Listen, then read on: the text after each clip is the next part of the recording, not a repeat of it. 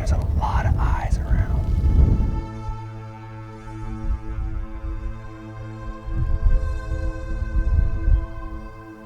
Stay behind. Oh, hey, get down, get down. Don't move. He's curious.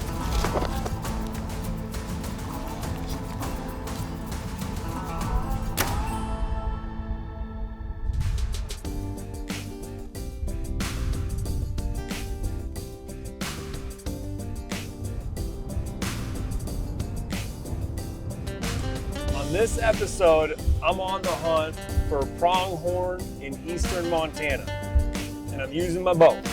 It's the third week in August. Season's been open for about a week. It's one of the beauties of archery pronghorn that you get an early start on the fall.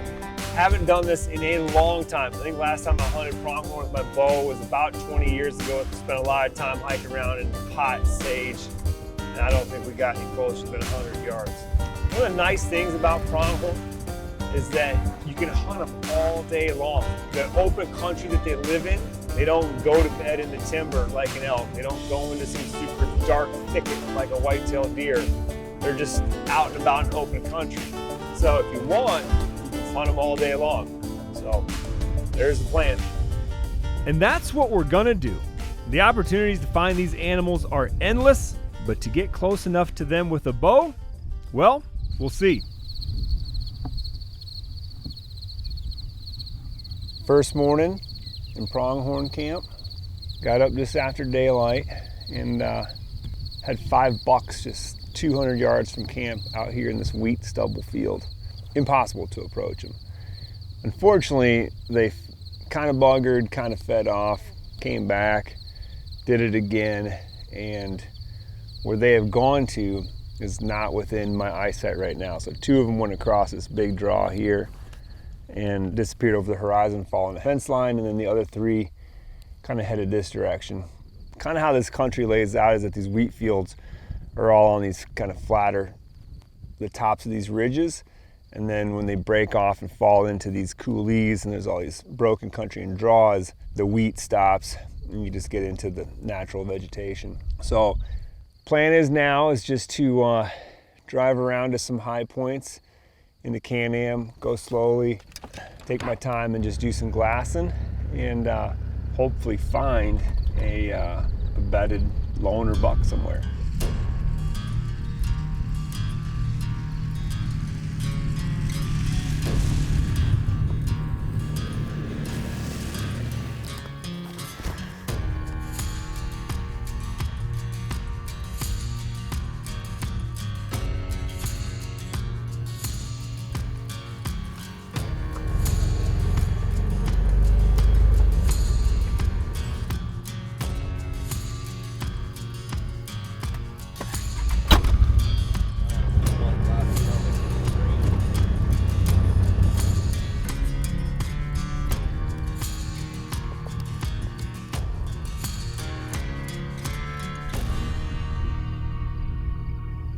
Well, been driving around for a while.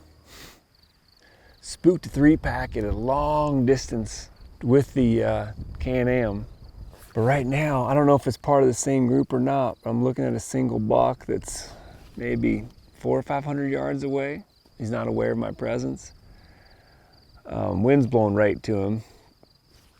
I'm hoping it's just far enough away where he's not gonna pick up my scent. But he's on a pretty good little hill, which if I could get close enough for a stalk, it would give me the opportunity to get really close.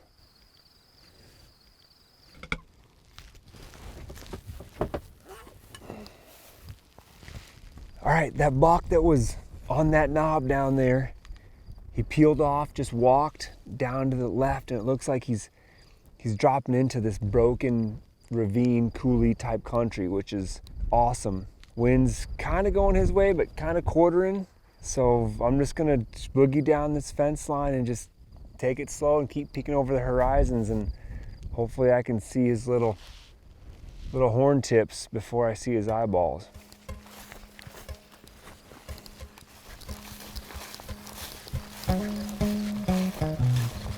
When stalking any animal, you're basically playing a game of who sees who first. Pronghorn don't give you a second chance. Being that the horns and the ears are the only things higher on this animal's body than its eyes, that's what I'm looking for as I creep forward, scanning the horizon. There's 3 places he could be right now. We could have just came off that little hill 50 yards and be just in that little ravine. He could be right underneath me, or he might have crossed this bottom, and he could be just around the corner here. There's a lot of little horizons in that general direction, so I gotta just be real careful about taking a few steps, looking it all over.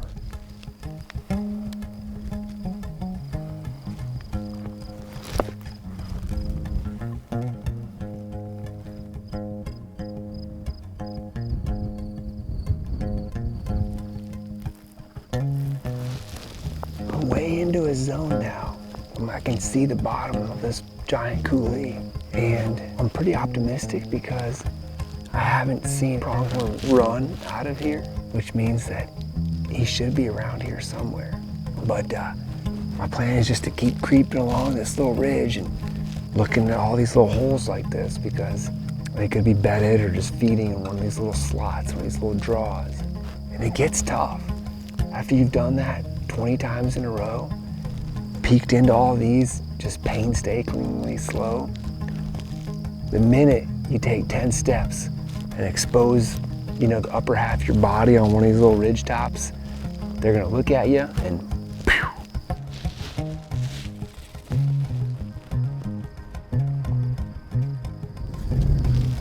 Where did he go? I never saw the buck leave the draw. He must have gone into a cave or simply disappeared. I'm joking, but that's what it seems like. He vanished. But like I said earlier, pronghorn don't bed in a thicket. They're out here somewhere.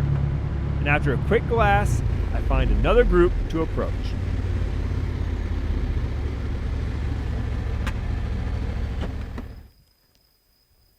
Well, found one road hunting. Found him earlier, but he was on like the high point, this little zone here. So he was unapproachable. Just now when I drove by, couldn't see him from this side, could see him when I went a little bit farther. So, plan is to go right up that fence line. The wind's blowing at us. See what happens.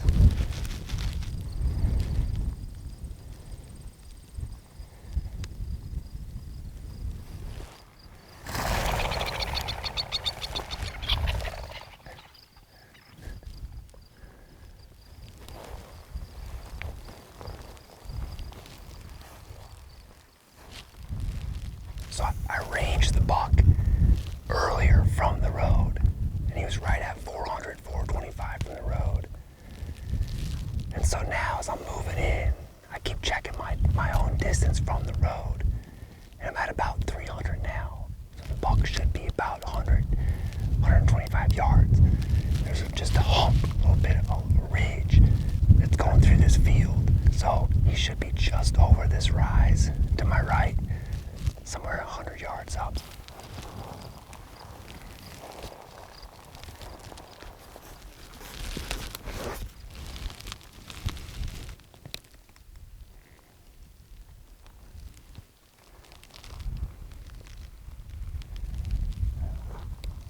I got it, Max.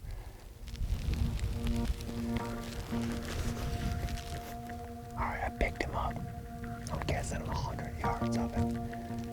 Most importantly, he doesn't know that I'm here. I've got a little bit of a horizon about 50, 60 yards away from me. He's not behind that.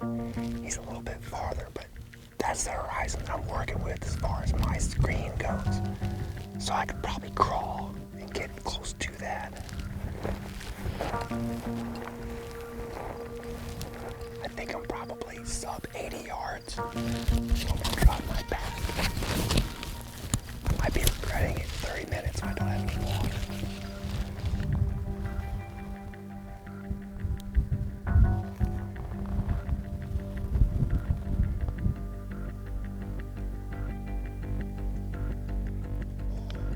The buck spots me out of the corner of his eye.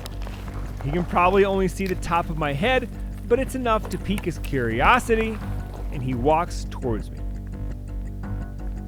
This is a good thing because he's getting closer, but now he's also on alert, and I'm no longer stalking an unaware animal.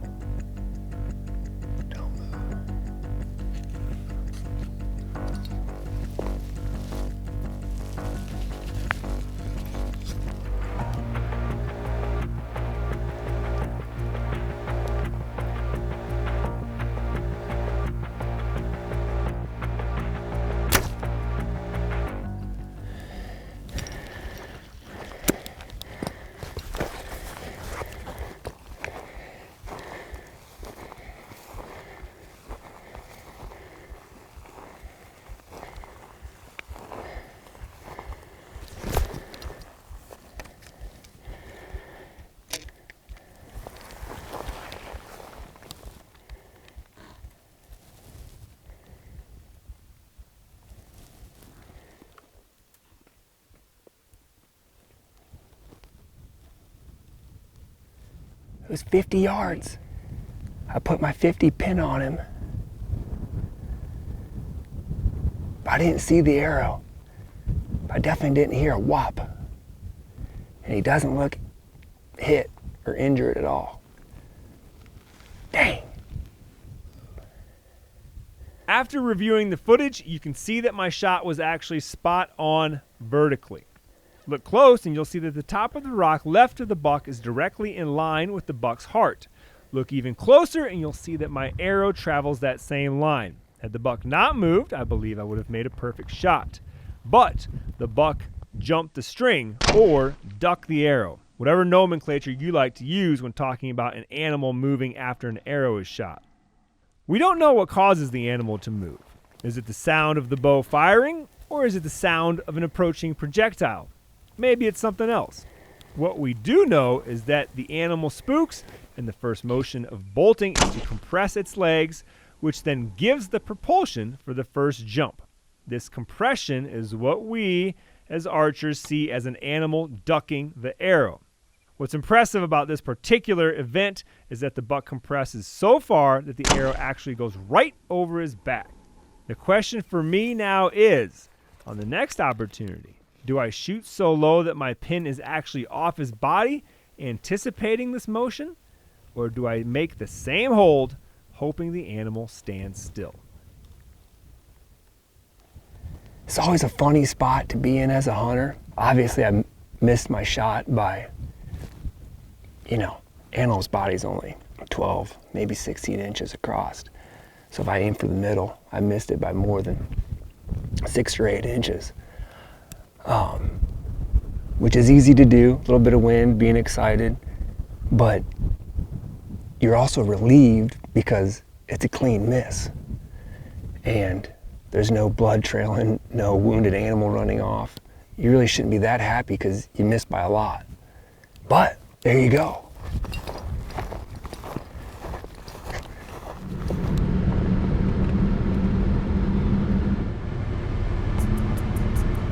I quickly spot another buck and this time decide to try to get close using a decoy. If a buck is feeling aggressive because of the rut, it can charge a decoy coming into bow range. The rut is still 2 to 4 weeks out, but I figure it's worth a shot.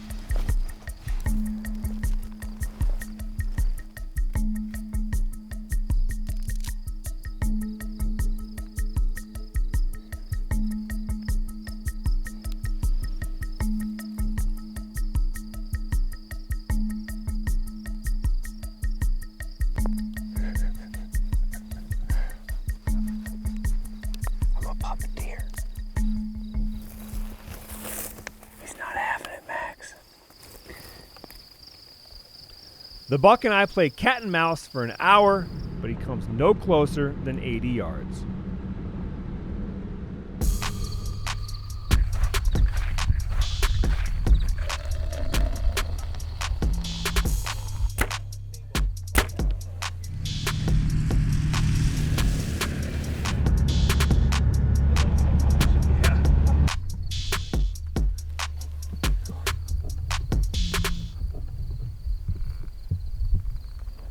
This morning, starting off on a high point, look overlooking the valley where I saw more than 20, maybe even 30 pronghorn yesterday. It's kind of a trip because this country is so vast.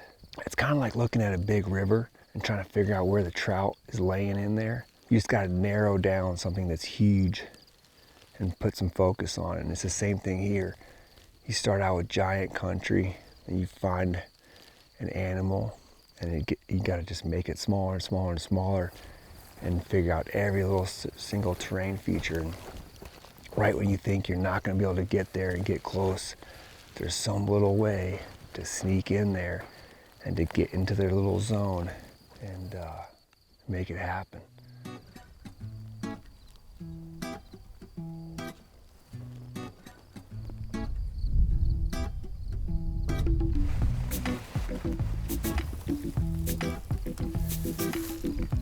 Trying the decoy on a buck that's already kind of wary of me, but he's sticking around, he's curious. Oh, he saw that. Better run, you. I just walked a little farther down the edge of this ravine, and I spotted a doe and a buck. Unfortunately, there's no direct route to them. I still have to go another 500 yards that direction to stay below the skyline and then make the loop around the wheat field that they're in.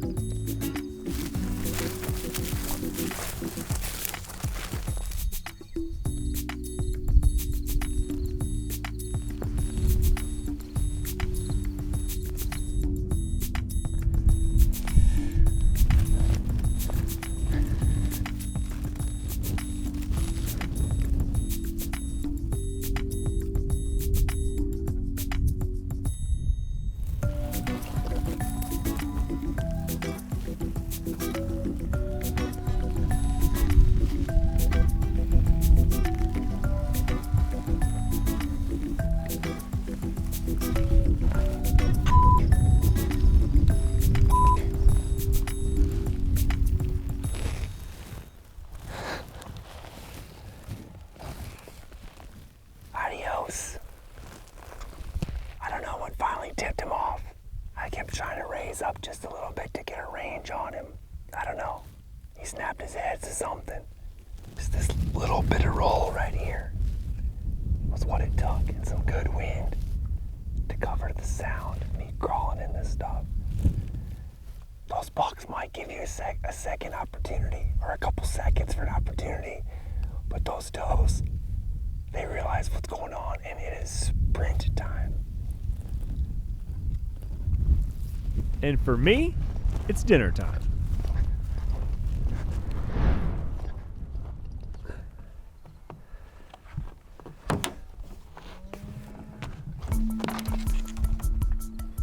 The next day starts out quick. Spotting two groups of bucks from camp, I make a move on the least suspecting one across the draw.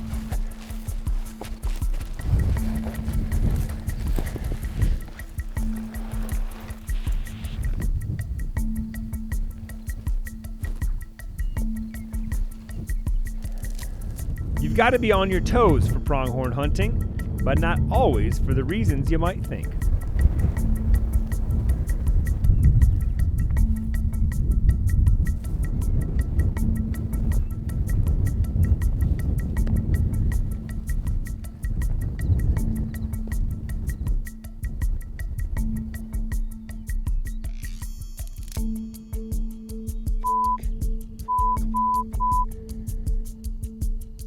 One of the bucks did spot me, but he didn't spook. If I can get down into the draw to my right without him seeing me, I have a shot at making up ground.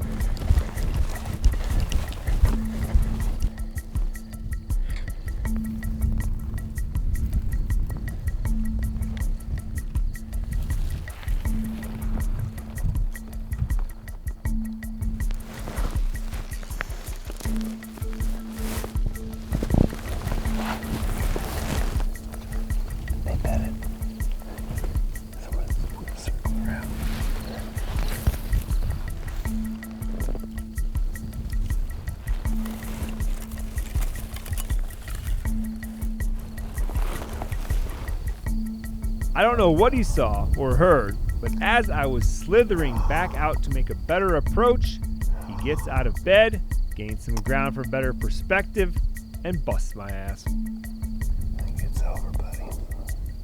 The one tactic I haven't tried is sitting in a blind, and I can see how that approach might be the best. Let the pronghorn come to you. This hunt is tough, no question. Maybe the toughest hunt I've ever attempted. But it's fun and it's testing me physically and mentally. Dawn to dusk, stalk after stalk for 6 days. And even though it seems nearly impossible, at any moment, one of these bucks could slip up and give me another shot.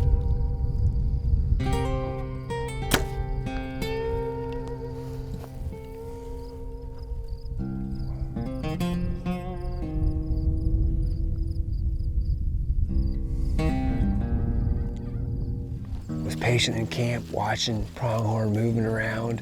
Twice now I've seen bucks chasing each other. So I'm back to thinking that decoying could be a thing. I'm not a better pronghorn decoyer now than I was 6 days ago. I've gotten mixed reactions. All I can do is keep trying and hopefully find the right buck that's feeling frisky enough to engage with my decoy at close range. My little decoy setup didn't prove it to be happening. But while we were sitting there, we spotted another buck. We got closer to it. I think he's bedded. He hasn't moved in a long, long time. So we're about 300 yards away. I marked his location on Onyx. There's a ravine between me and him, but it's a little bit high ground to go straight at him. So I'm just gonna drop left, just drop him 10 feet in elevation, and swing in there. Then come up the ravine, and hopefully my pin will take me right to him.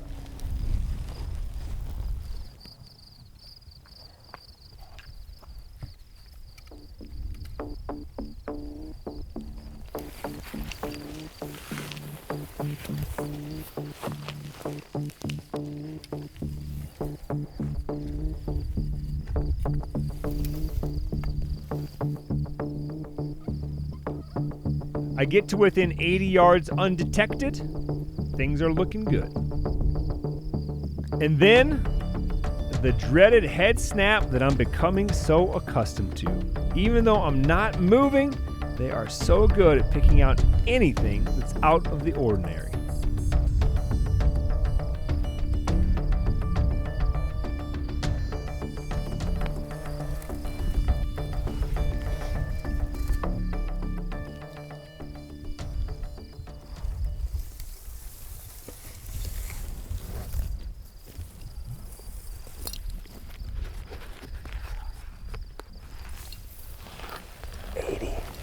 Got to 80, and I don't know if he winded me or if he was just getting up to go for a walkabout, but he was walking. He made it maybe 40 yards and just looked over at me, and he eyeballed me big time. And then that's antelope hunting. That's becoming more and more apparent with every stalk.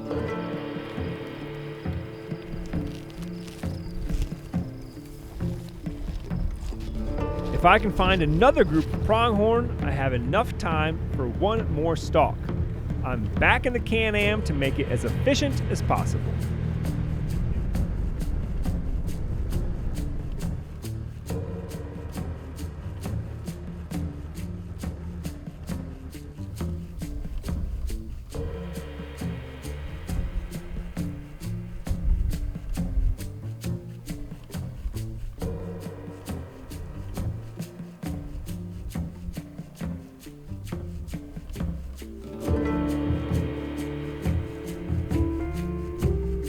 Just went on a stalk down into these badlands without Max because we're down, it's the fourth quarter, 2 minutes left, and we figured if we had half of us out there, we'd be half as loud.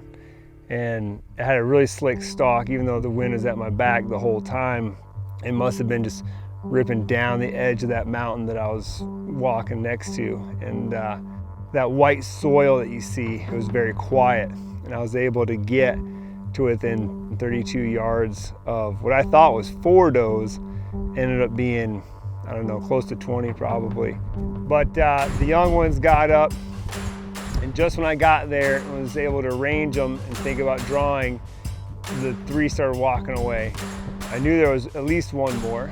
So I waited, and I see her ears coming across like she's gonna pop out and present a shot for me. As she was gonna come out there, I drew back, she popped out, and as soon as she laid eyes on me, she bolted out to 60 or so and then stopped.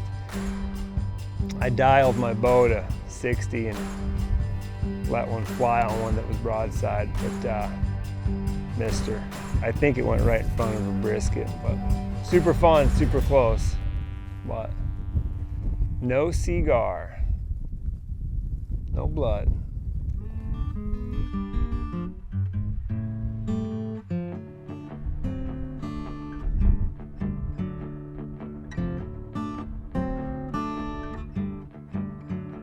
There's 2 hours left on my last day of this pronghorn hunt, and I'm throwing in the towel. I'm whooped, tired. The pronghorn beat me down, the sun beat me down, the wind beat me down. But all that said, it was a wonderful week. Got to watch a lot of pronghorn, got to watch what they do. It was cool. And I can tell you that it's hard. Definitely the hardest animal I've tried to stalk with a bow.